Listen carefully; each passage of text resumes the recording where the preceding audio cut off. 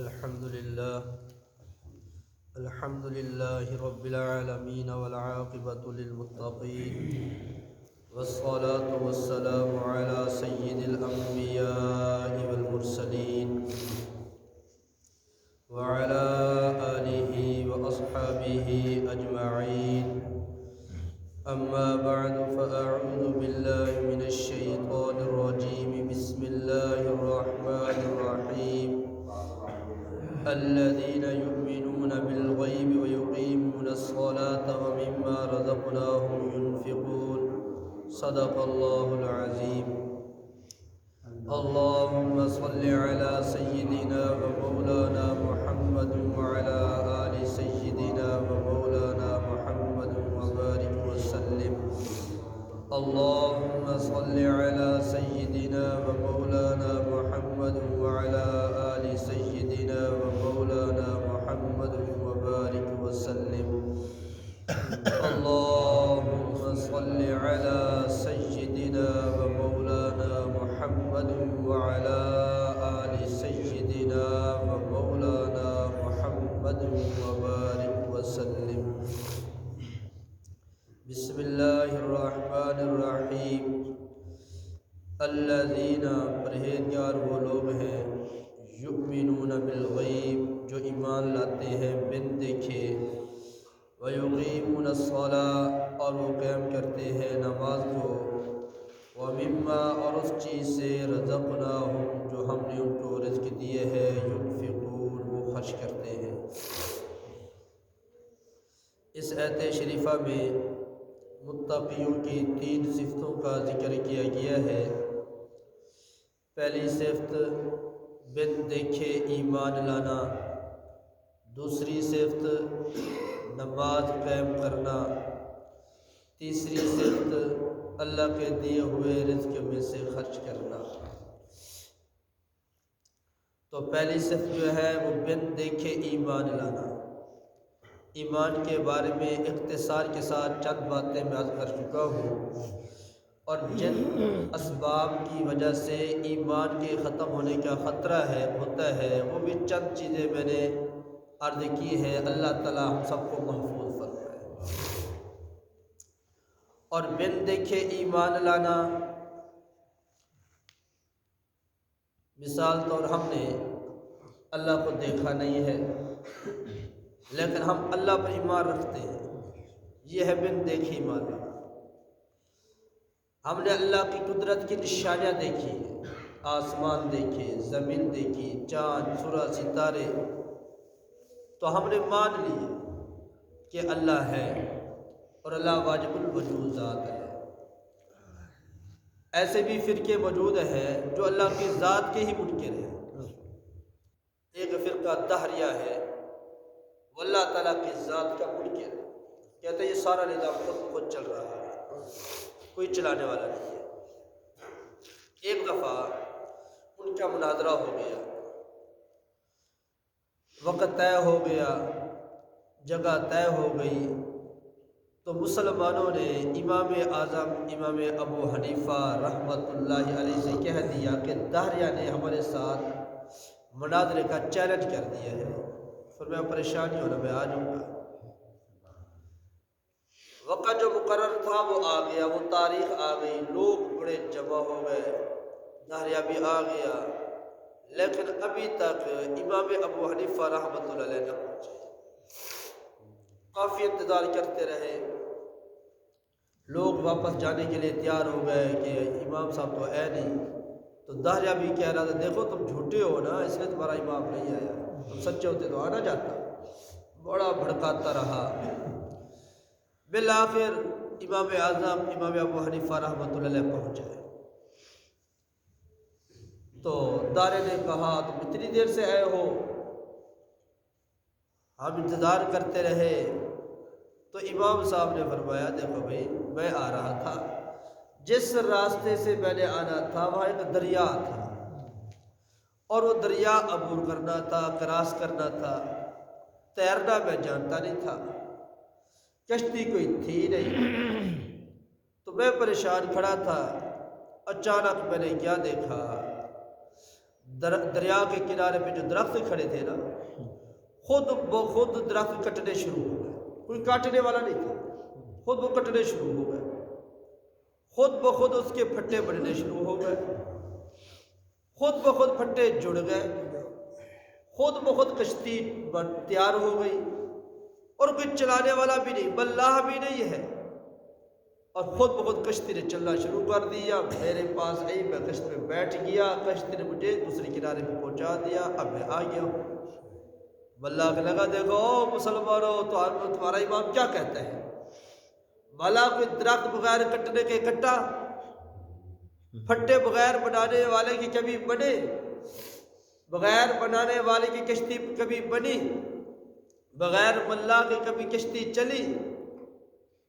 امام صاحب نے فرمایا، میرا جواب آ گیا کہ ایک درخت ہے، جب تک کوئی کٹے نہ وہ کٹتا نہیں ہے، کشتی بغیر بنانے کے بنتی نہیں ہے، بغیر ملا کے، بغیر چلانے والے کی کشتی چلتی نہیں ہے۔ کائنات کتنا بڑا نظام، یہ خود بخود کیسے چل رہا ہے؟ تو میرا اللہ ہے جو نظام کو چلا رہا ہے۔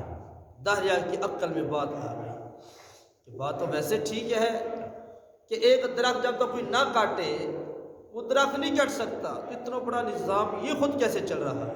تو اس کے چلانے والا ہے وہ اللہ ہے۔ تو پادری نے دوسرا سوال کیا، اچھا یہ بتاؤ، تمہارا اللہ تو ہے، نظر کیوں نہیں آتا؟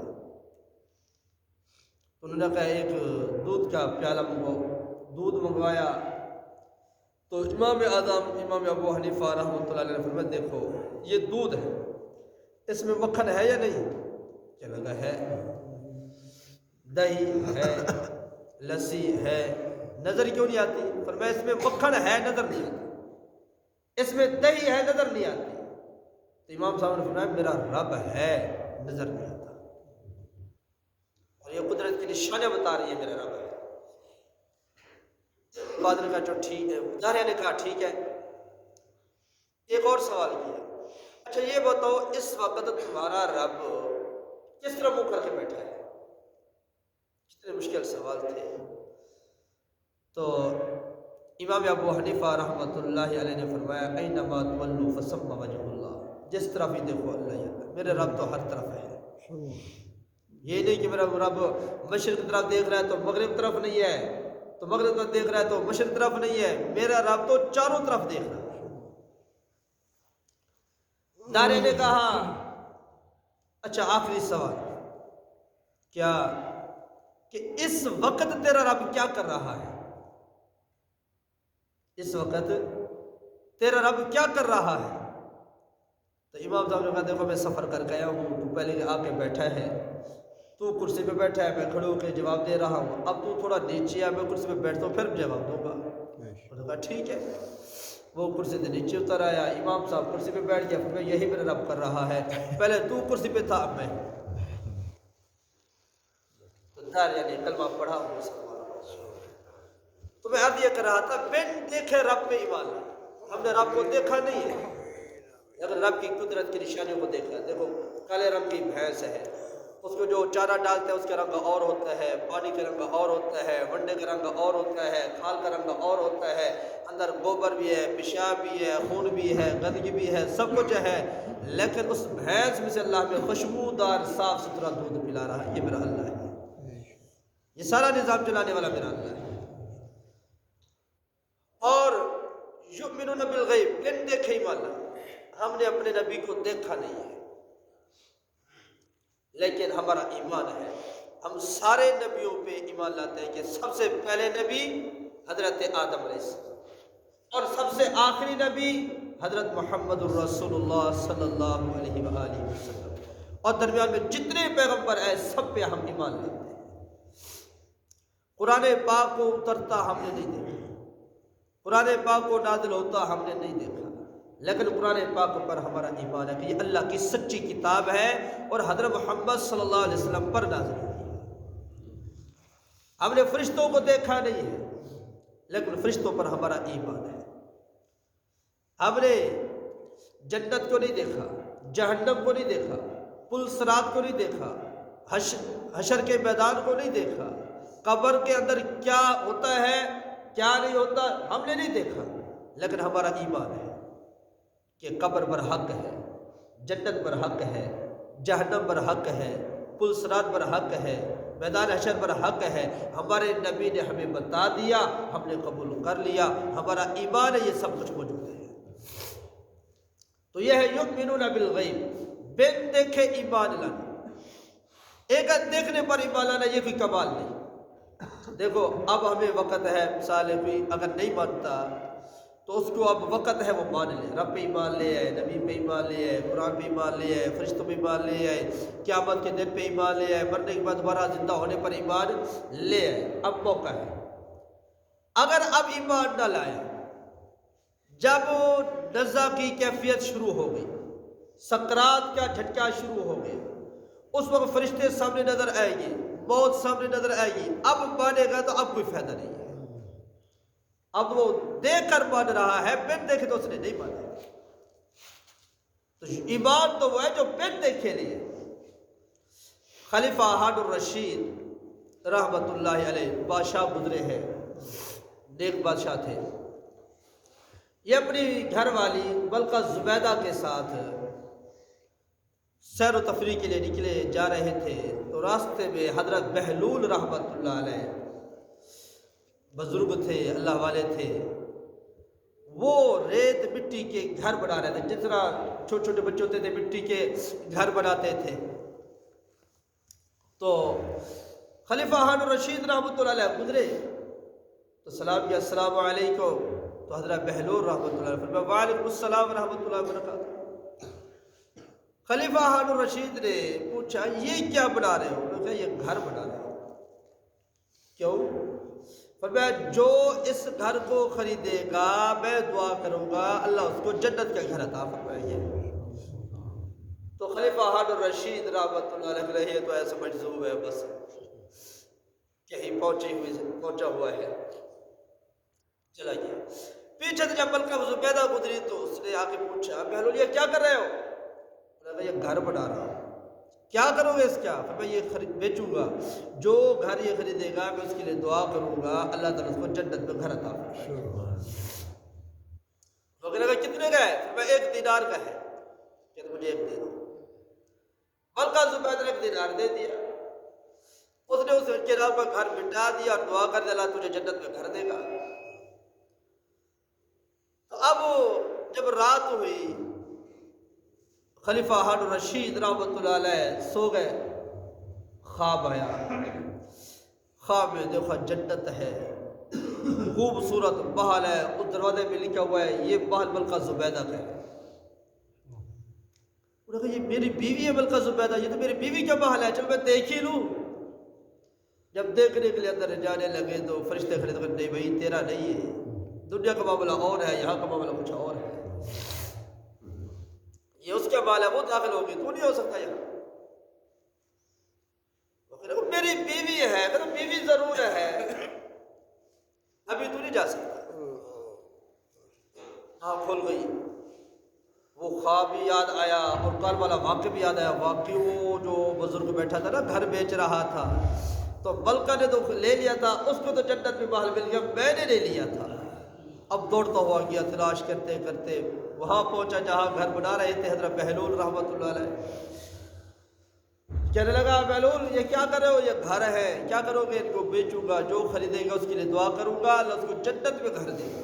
کتنے کا ہے؟ فرمایا ساری دنیا کی بادشاہت اس کی قیمت ہے۔ کہنے لگا بہلول کیا کہہ رہے ہو؟ کل تو 1 دینار تھا، آج ساری دنیا کی بادشاہی۔ فرمایا کل سودا تھا بن دیکھا، آج ہے دیکھا ہوا۔ کل تو نے دیکھا نہیں تھا اس لیے 1 دینار تھا، اب تو دیکھ رہا ہے جنت ہے، اب ساری دنیا کی بادشاہت ہے۔ تو آج ہم بھی اس بیماری میں پھنسے ہوئے ہیں، ہم بھی اس بیماری میں پھنسے ہوئے ہیں۔ ہم بھی کہتے ہیں اللہ ہمیں دے پھر میں یہ کروں گا، اللہ نہیں دے گا تو میں کیا کروں، اور جو اللہ دے دے وہ میں یہ کام بھی پورا کروں، یہ بھی پورا کروں، یہ بھی پورا کروں اللہ کے نام کے لیے۔ اللہ کہتے ہیں ٹھیک ہے تو کر لے، تیری زندگی ہے ایسے گزاروں گا۔ اللہ ہمیں مال دے دیتے ہیں، عشر فرض ہو جاتا ہے، زکوٰۃ فرض ہو جاتی ہے، یار یہ عشر نکال دیا، یہ زکوٰۃ نکال دی تو کافی نقصان ہو جائے گا، چلو میں کوئی چیز نہ لے لوں، کوئی کاروبار نہ کر لوں، یار میں نے فلاں زمین کے پیسے بھرنے ہیں تو یہ پیسے ادھر دیں، پھر بعد عشر دے دیں گے، پتہ ہے زندہ رہیں گے بعد میں، موت کا کوئی پتہ ہے؟ یہ ہماری قسوٹیاں ہیں، ہماری سوچیں ہیں بس۔ لیکن یاد رکھو، جس طرح نماز فرض ہے، نماز نہیں پڑھیں گے گناہ گار ہیں، پٹائی ہوگی، اسی طرح عشر اور زکوٰۃ بھی فرض ہے۔ جس طرح روزہ فرض ہے، اسی طرح زکوٰۃ بھی فرض ہے، حج بھی فرض ہے۔ آج نماز کو تو دین سمجھا، زکوٰۃ کو دین نہیں سمجھا، عشر کو دین نہیں سمجھا، حج کو دین نہیں سمجھا، یہ گناہ گار ہیں۔ اللہ کے فرض چھوڑنے کے ہم مجرم بنے ہوئے ہیں۔ جس طرح نماز کا اہتمام کرنا چاہیے، فرض ہے، اللہ کا حکم ہے، عشر بھی اللہ کا حکم ہے، فرض ہے، زکوٰۃ بھی اللہ کا حکم ہے، فرض ہے، حج بھی اگر فرض ہو گئی ہے، اتنا مال اس کے پاس استطاعت ہے، طاقت ہے، اب اس کے اوپر حج فرض ہے۔ اگر حج نہیں کرے گا، وعید ہے سخت، فرمایا وہ یہودی ہو کر مرے یا عیسائی ہو کر مرے۔ آج حج فرض ہو جاتا ہے، کہتے ہیں وہ پلاٹ خرید لیتا ہوں، خیر ہے، کیڑی ضروری ہے، پھر کر لیں گے۔ ہم بہت مغالطے میں جا رہے ہیں۔ تو جس طرح نماز کی پابندی کرتے ہیں، عشر کی بھی پابندی کریں، زکوٰۃ کی بھی پابندی کریں، یہ بھی اللہ کے حکم ہیں، یہ بھی فرائض میں سے ہیں۔ اگر یہ نہیں ادا کریں گے تو میرے بھائیوں پھر اللہ کی عدالت میں ہم مجرم بن کے کھڑا ہونا پڑے گا۔ دین صرف نماز کا نام نہیں، وہ نماز پڑھنے میں پورے دین پہ چڑھ رہا ہوں۔ اگر دین پہ چلنا ہے تو پورے دین پہ چلیں، جو نبی پاک صلی اللہ علیہ وسلم کے طریقے ہیں ان طریقوں پر پورا چلیں، اللہ کے احکامات پر پورا چلیں۔ یہ نہیں جو چیز آسان نظر ہے وہ لے لیے، جو تھوڑی مشکل ہے، جو میرے مزاج کے خلاف ہے یا مجھے نقصان نظر آ رہا ہے اس کو چھوڑ دیا، یہ تو پھر مرضی کے دین پہ چل رہا ہے، اللہ کے دین پہ نہیں چل رہا۔ اللہ کے دین پہ تو وہ چل رہا ہے، دکھ ہو سکھ ہو، خوشی ہو غمی ہو، جیسے حالات ہیں اللہ کے حکم کو پورا کرنا ہے، نبی کے طریقے کو پورا کرنا ہے۔ تو خیر برحال الذین یؤمنون بالغیب، متقی پرہیزگار وہ لوگ ہیں جو بن دیکھے ایمان لاتے ہیں۔ جس طرح میں نے عرض کر دیا، ہم نے اللہ کو دیکھا نہیں، اللہ کی قدرت کی نشانیاں دے کر ہم اللہ پر ایمان لاتے ہیں۔ اللہ پر ہمارا ایمان ہے، نبیوں پر ہمارا ایمان ہے، فرشتوں پر ہمارا ایمان ہے، کتابوں پر ہمارا ایمان ہے، جنت جہنم پر ہمارا ایمان ہے، قبر پر ہمارا ایمان ہے، مرنے کے بعد دوبارہ زندہ ہونا ہمارا ایمان ہے، پل صراط پہ گزرنا ہمارا ایمان ہے، میدان محشر میں کھڑا ہونا اور حساب کتاب کا معاملہ ہونا یہ ہمارا ایمان ہے۔ یہی ہے الذین یؤمنون بالغیب، ایمان والے متقی وہ لوگ ہیں جو بن دیکھے ایمان لاتے ہیں۔ کل زندگی باقی انشاءاللہ العزیز متقیوں کو دوسری صفت نماز قائم کرنا یہ عرض کریں گے۔ اللہ تعالیٰ سے دعا جو کہا سنا گیا، اللہ تعالیٰ ہم سب کو عمل کرنے کی توفیق عطا فرمائے۔